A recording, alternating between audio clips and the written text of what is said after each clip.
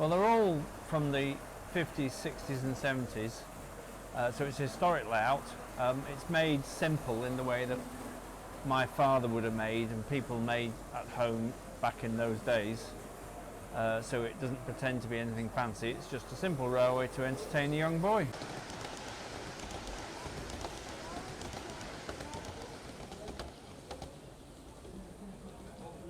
Well, it's a 3mm scale model. It's sort of trying to depict a bit of the atmosphere of reddish shed which served the Woodhead line towards the end of the line's existence in 1980. So, as I said, it's 3mm scale, which is 1 to 100.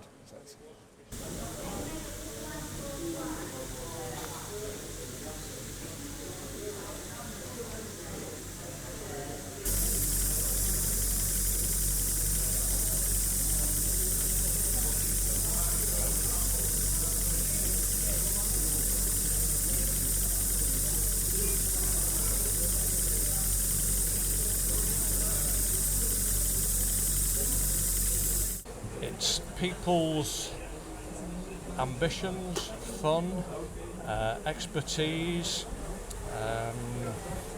hobbies, which